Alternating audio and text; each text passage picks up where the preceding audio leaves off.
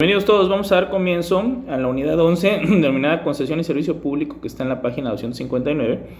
Ya hemos mencionado ejemplos de concesiones de transporte, concesiones de radio y televisión. Ahorita vamos a entrar ya un poquito más a fondo en lo que es el concepto de la concesión, y quiero que vayamos entendiendo algo. El Estado, y ustedes lo vieron desde Teoría General del Estado, dijimos que es una forma de organización política, económica, social de una comunidad, en la que, en resumen, el Estado es creado precisamente para satisfacer todas las necesidades del ser humano. Sin embargo, también nosotros sabemos que el Estado, por muy fuerte que sea, también tiene un límite, es decir, tiene un límite de capacidad para poder resolver los asuntos de las personas. Y la concesión es una figura que le permite al Estado invitar a los particulares que estén interesados en realizar algunos servicios o controlar y manejar algunos bienes públicos, servicios y bienes públicos que por supuesto son pertenecientes al Estado, pero que el Estado, en muchos casos, por temas de falta de presupuesto o falta de interés en algunos momentos, invita al particular para que él se haga cargo precisamente de ese bien o servicio público en beneficio de la ciudadanía, pero le va a permitir precisamente a este particular, que puede ser una persona física o moral, el que cobre, es decir, que pueda tener un ingreso a través precisamente de este servicio público que se le está permitiendo brindar, o de este bien público que le está permitiendo manejar lo que es el Estado. Entonces, en resumen, una concesión eso es cuando el Estado le permite al particular participar en tareas que de origen le corresponden al Estado, pero que el Estado ha tomado la determinación de apoyarse con los particulares por temas a veces de financiamiento, presupuestales, o a veces que considera que no lo considera tan prioritario como para que el Estado lo absorba y se lo permite precisamente a los particulares, o considera que un particular lo puede hacer de una mejor forma, de una forma más eficiente, y el Estado lo que va a hacer nada más es un regulador precisamente de ese servicio bien público que está manejando un particular, para que no se vaya a dañar precisamente la ciudadanía. En el tema de los antecedentes históricos nos dice que las concesiones vienen desde las épocas primitivas, ¿no? Cuando los líderes o los gobernantes le pedían o le permitían a otras personas cobrar los tributos, cobrar los impuestos hacia las comunidades que iban conquistando. Después nos habla que en el siglo XVIII se va pareciendo más a la concesión que tenemos en la actualidad, con lo que va a ser precisamente los contratos de obra pública un siglo después, ¿no? Entonces, en resumen, quiero que entendamos que la concesión es una figura que le permite al Estado apoyarse en los particulares, y obviamente a los particulares les va a interesar porque van a tener una remuneración. Les permite participar en el brindar a la ciudadanía un servicio público o en el manejo y control de un bien público, y que por supuesto le va a generar una retribución al ciudadano, al particular, que sea una persona física o moral que participe en esto. Por lo tanto, vamos a tomar una definición. En la página 260, en el punto 43.4, aparece el concepto de concesión y nos dan dos definiciones. Nos vamos a ir, por favor, a la segunda, porque en el segundo párrafo habla de la definición de Otto Mayer, pero me interesa que comprendamos, razonemos y, por supuesto, nos podamos aprender la definición que nos da el autor de nuestro libro. Entonces nos vamos al último párrafo de la página 260, que dice lo siguiente: por nuestra parte, consideramos que concesión es el acto jurídico unilateral por el cual el Estado confiere a un particular la potestad de explotar a su nombre un servicio o bien públicos que le pertenecen a aquel, satisfaciendo necesidades de interés general. Bueno, subrayenla. Ahora vamos a desglosarla con los diferentes términos que tiene. Según el autor de nuestro libro, la concesión es un acto jurídico unilateral. Si es un acto jurídico unilateral, estamos en presencia de un acto administrativo. Entonces partimos de acto jurídico unilateral, que implica que no hay un pacto de voluntades. Por lo tanto, se va a sostener en base a la voluntad de una sola persona. ¿Quién va a ser? La administración pública. Por el cual el Estado confiere a un particular Aquí al particular, si quieren, pónganle ahí entre paréntesis, puede ser una persona física o puede ser una persona moral, pero al final de cuentas el Estado le confiere a un particular la potestad de explotar a su nombre. ¿A nombre de quién? A nombre de ese particular. Un servicio o bien públicos. Y aquí viene la parte importante. El Estado le está confiriendo la potestad, la posibilidad, la capacidad a un particular de que explote a nombre del particular un servicio o bien públicos. Cuando hablamos de servicios, nosotros pensaríamos, por ejemplo, en temas, voy ahorita a hablar de servicios en general, no servicios públicos.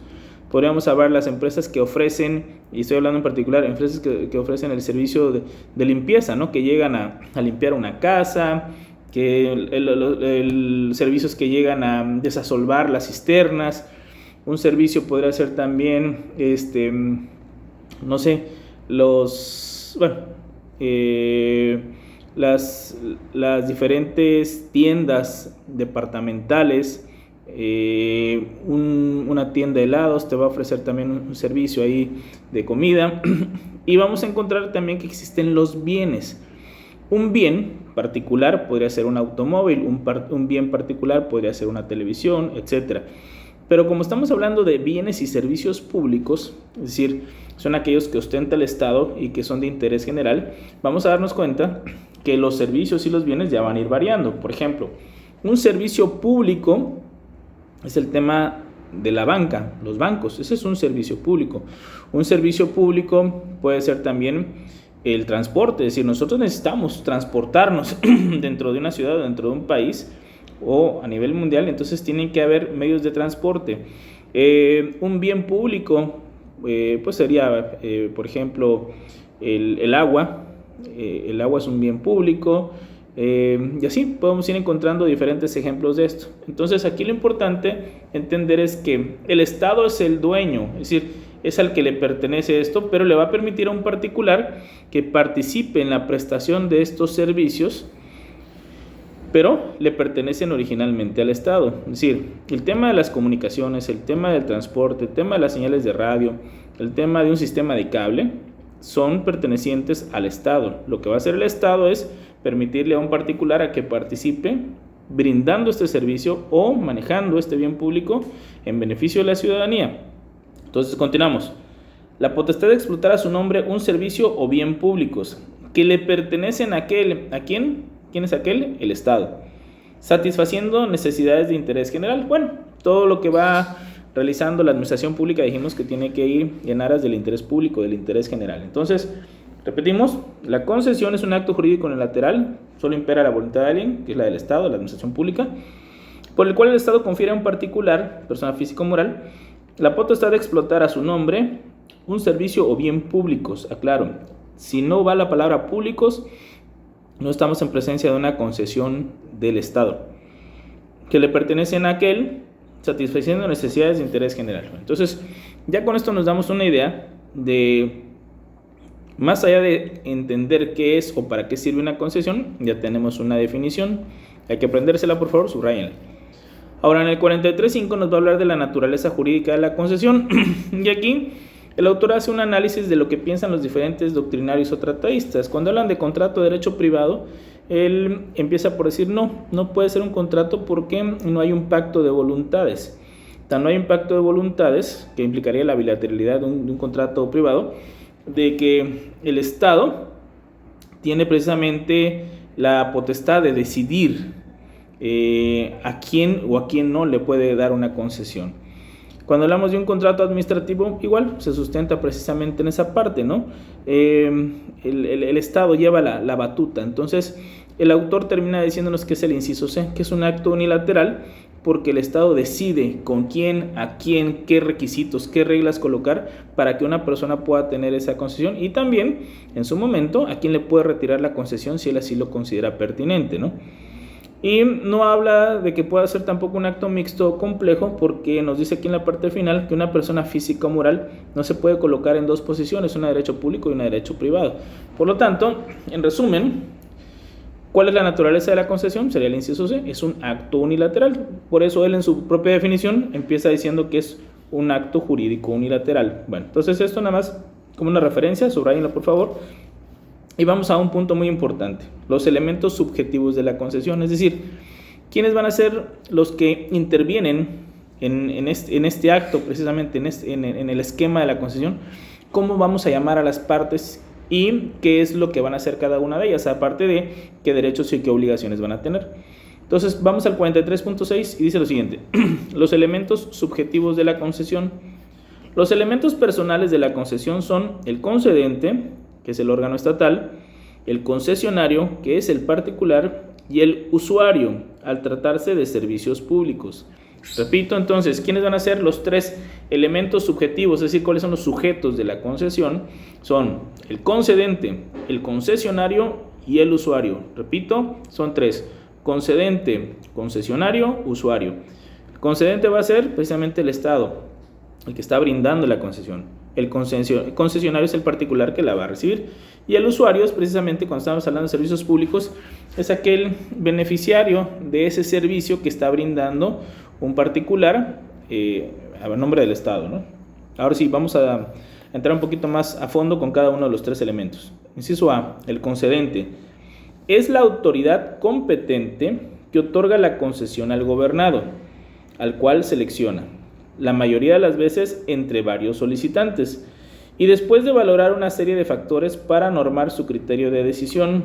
El concedente puede ser, dentro de su respectivo ámbito de competencia, la federación, alguna entidad federativa o un municipio, lo mismo que un organismo paraestatal. Bueno, entonces, el concedente es la autoridad competente que va a transmitir o que le va a permitir al gobernado. ¿Qué gobernado? El que lo esté pidiendo. El tema de las concesiones obviamente también es un tema de que lo solicite alguien, ¿no? El Estado dice: voy a concesionar una señal de radio, voy a concesionar autotransporte, voy a concesionar áreas de pesca, de lo que estemos hablando. Entonces tendrá que levantar la mano un particular, sea una persona física o moral, para decir yo quiero eso. Bueno, entonces el Estado se convierte en el concesionario cuando le permite a ese particular que reúne los requisitos que explote un área de pesca, que a fin de cuentas es agua, que brinde el servicio de televisión o de radio a través de una señal que el Estado le está concesionando. Es decir, el concedente, es precisamente el Estado, hablando de la federación, una entidad federativa o un municipio que le está permitiendo a un particular que explote a su nombre un bien o servicio público. Entonces el concedente, repito, es la autoridad competente que permite a un particular que realice una actividad que le corresponde al Estado, pero que a partir de ese momento se la brinda a un particular en beneficio de la ciudadanía. Ahora, aquí nos habla de que debe valorar una serie de factores para normar su criterio de decisión. Es decir, el Estado no va a ser a capricho que esté dando las concesiones o que se la otorgue a uno y se la niegue a alguien más. El Estado tiene que tener reglas claras sobre lo que es el uso de las concesiones, pero también la adquisición de las concesiones. Entonces va a decir, estas son las reglas para todos los que quieran ser concesionario en autotransporte, en telecomunicaciones, etcétera. Habrán varios que busquen serlo y él va a decidir a quién sí y a quién no. Obviamente, como es un acto administrativo, lo que está haciendo, o sea, a algunos les tendrá que decir por qué sí y a algunos les tendrá que decir por qué no, fundando y motivándolo como lo hemos platicado, ¿no? El segundo elemento es el concesionario, que está en el inciso B. Dice lo siguiente: es la persona física o moral a quien se le otorga la concesión. Subrayen, eso es en esencia, ¿no? Sus actos, aun los referidos estrictamente a bienes o servicios públicos, no pueden considerarse como función pública, ni su personal será calificado de servidores públicos, excepto cuando se trate de alguna paraestatal a que la ley reconozca una situación especial a este respecto. Entonces, ¿quién va a ser el concesionario? Es el particular, que va a ser una persona física o moral, pero es un particular quien recibe la concesión de parte del concedente, que en este caso es el Estado, ¿no? Entonces, repito, el concesionario es quien recibe la concesión. Ahora, o a quien se le otorga la concesión. Pero hay algo específico y algo que debemos tener muy claro. Cuando alguien ya recibe la concesión, el concesionario, y contrata empleados para que trabajen dentro de esa concesionaria, ese personal que se está contratando no los convierte en funcionarios públicos. Es decir, son trabajadores particulares, no se convierten en funcionarios públicos. Por más de que sea un servicio público el que se termine concesionando, esos trabajadores son particulares, no se convierten en funcionarios públicos, porque no es el Estado directamente el que les está pagando, sino es un particular haciendo uso de un bien o servicio público, está generando ganancias y por lo tanto tiene que pagarle a sus trabajadores, y el patrón es él, no es el Estado. Lo que se está haciendo es uso de un bien o servicio público, pero por parte de un particular, y el que se hace responsable ante esos trabajadores es el particular. Por lo tanto, esos trabajadores no se convierten en funcionarios públicos como sí lo es alguien que trabaja directamente para gobierno del Estado, por ejemplo. Entonces, distinguir esta parte que es muy importante, ¿no? Por ejemplo, la señal de Televisa está concesionada. Muy bien, ¿es un servicio público? Sí. ¿Concesionado a un particular? Sí. ¿Se convierte entonces todo trabajador de Televisa en un funcionario público? No. Distinto a un trabajador que sí es parte de lo que es el gobierno de la Ciudad de México o del estado de Chiapas, etc. Ahora, el inciso C, el usuario. Es la persona física o moral cuyos requerimientos de prestaciones van a ser satisfechos con el servicio público concesionado. Entra en relación con el concesionario y solo de manera excepcional con el órgano público concedente. Entonces, el usuario lo vamos a encontrar solamente cuando estemos en presencia de una concesión de servicio público, no de bien público. Repito, el usuario lo vamos a encontrar cuando lo que esté concediéndose, cuando la concesión verse o trate de un servicio público, y va a ser la persona precisamente que, como dice su nombre, va a hacer uso o va a solicitar ese servicio público, en este caso ya a un concesionario, ¿no? Entonces, el usuario va a tener precisamente un vínculo, una relación directa con el concesionario y por excepción con el concedente, que es el Estado, que generalmente eso se da cuando hay algún reclamo respecto del concesionario, es decir, de quien está brindando el servicio, pues obviamente el usuario se va a quejar con el que le brindó la concesión. Bueno, entonces, los tres elementos de la concesión: concedente, concesionario, usuario. Concedente, la autoridad competente puede ser federal, local, municipal. El concesionario, que es la persona física o moral a quien se le otorga la concesión, y el usuario es la persona que va a requerir y hacer uso precisamente de ese servicio público concesionado.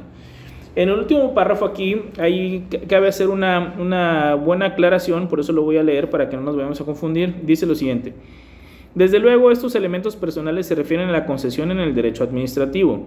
El uso de la misma terminología en el ámbito de actividades privadas para referirse a sucursales o agencias de empresas, así como distribuidores de determinados bienes o servicios, entre paréntesis ponen venta de automóviles, por ejemplo, no debe llevarnos a confusiones absurdas. ¿A qué nos referimos con esto? La concesión administrativa, de la que estamos hablando ahorita, que es un bien o servicio público, utiliza los mismos términos que puede utilizar, por ejemplo, las agencias de ventas de automóviles, la marca que ustedes quieran. Ellos tienen, por supuesto, la empresa matriz, algunos en Japón, otros en Estados Unidos, otros en Francia, dependiendo de dónde sea originaria la marca, y van colocando concesionarias o concesionarios en diferentes partes del mundo. Aquí en Tapachula tenemos varias concesionarias de diferentes marcas, pero ahí no estamos hablando de lo que es la concesión administrativa, sino estamos hablando de concesiones privadas, ¿no? Si le queremos llamar así. Es decir, es una terminología muy parecida o prácticamente igual, pero estamos hablando de cosas distintas para que no nos vayamos a confundir. Cuando estamos hablando de concesiones administrativas, nos estamos refiriendo a temas que implican bienes o servicios públicos. No estamos hablando de negocios de particulares como lo podría ser la venta de automóviles. ¿Sale? De ese tipo de concesionarias definitivamente no es el tema que estamos hablando. Aquí el autor lo marca precisamente para que no nos vayamos a confundir. Ahora, nos vamos por favor a después viene el régimen jurídico positivo y principios que rigen la concesión. Nos van a hablar de las diferentes leyes. Ahí les sugiero nada más que subrayen las diferentes leyes que le van a dar sustento precisamente jurídico y legal al tema de la concesión. Y en el 43.8, donde habla principios que rigen la concesión, vamos a leer los dos párrafos, le vamos a prestar principal atención al segundo. Los mismos principios que rigen la función y el acto administrativo se aplican a la concesión: legalidad, competencia, etc. Es común encontrar descrita la citada figura como una forma de colaboración de los particulares en la función administrativa, cuyo desempeño corresponde fundamentalmente al poder público.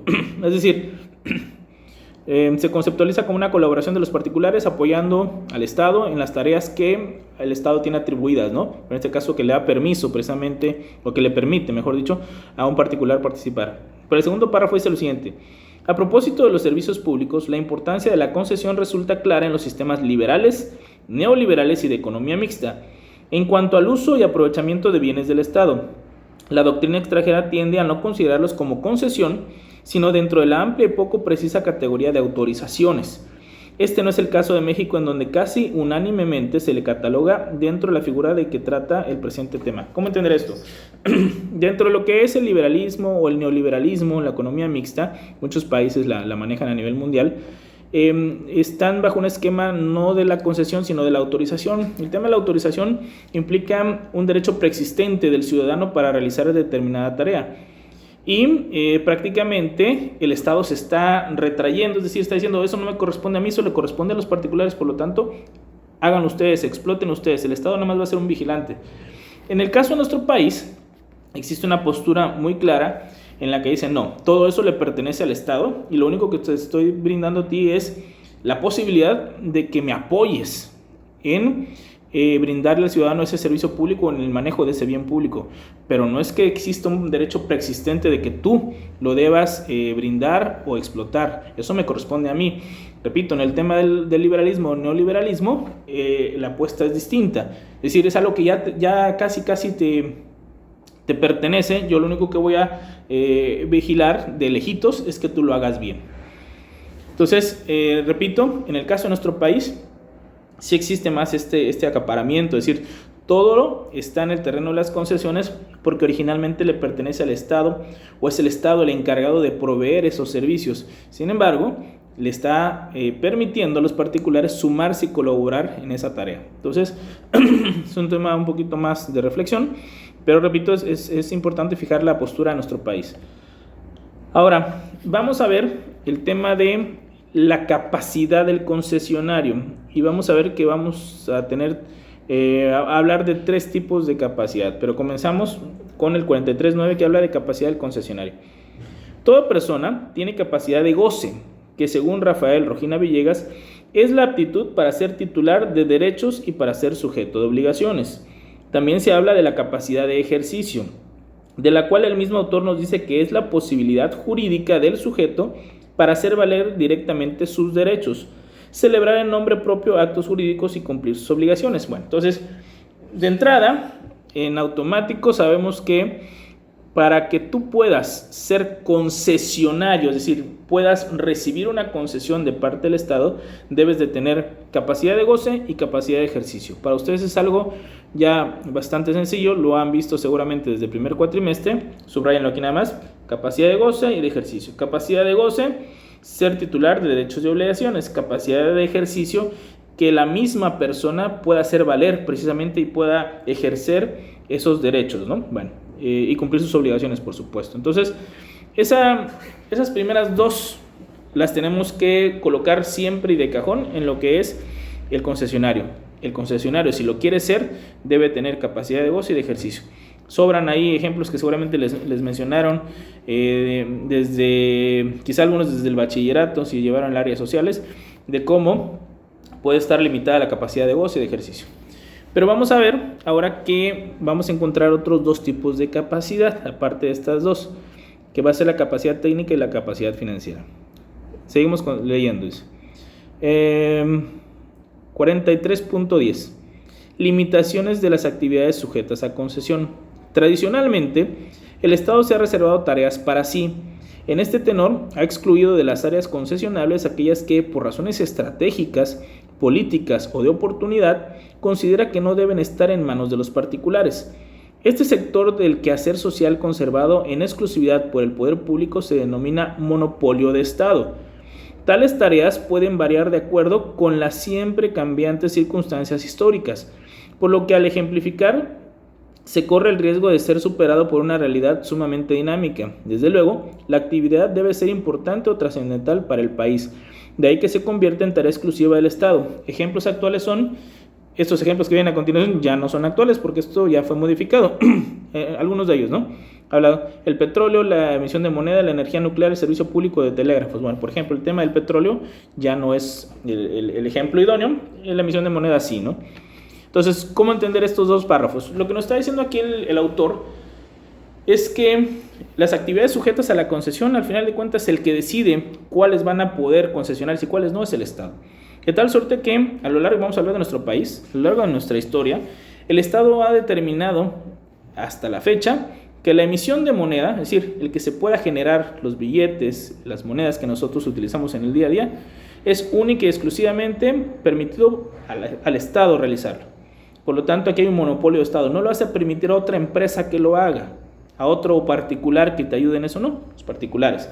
Sin embargo, en el tema del petróleo, que sabemos que durante muchos años Pemex, lo que es Petróleos Mexicanos, era la única empresa que podía participar en el tema de la extracción, refinamiento, etcétera, de lo que era el petróleo de nuestro país. En la actualidad esto ha ido evolucionando, de tal suerte que ustedes ya pueden encontrar gasolineras, más allá de las que siguen diciendo Pemex, van a encontrar diferentes empresas extranjeras en su mayoría, que también ya están brindando el servicio de la venta de este combustible, de lo que es el petróleo, ¿no? Entonces vamos viendo cómo lo que en su momento era un monopolio de Estado, es decir, que Pemex no permitía que ninguna otra empresa en el país le compitiera, porque consideraba que era estratégico para la economía nacional que el Estado fuera el único que manejara el tema del petróleo. Entonces le cerraba la puerta a todas las petroleras a nivel internacional que podían participar en esto. Y empezó a abrir la puerta principalmente en el sexenio pasado para la venta de los combustibles. Eso todavía no ocurre en el tema, por ejemplo, de la emisión de moneda. Entonces, vamos viendo que el Estado al final del día es el que decide qué se puede y qué no se puede concesionar en este país. Si no se puede, si decide no concesionarlo y decide que solamente el Estado es el que lo puede realizar, estamos precisamente en el tema de los monopolios de Estado. ¿Por qué? Porque se monopoliza, es decir, él es el único que lo acapara y que no permite que ningún particular participe precisamente en esa actividad en específico, porque la considera prioritaria, estratégica, generalmente para el tema de la economía de un país. Bueno, entonces, las siguientes dos tipos de capacidad, que serán la técnica y la financiera, la veremos en la siguiente lección para que podamos entrar un poquito más a fondo.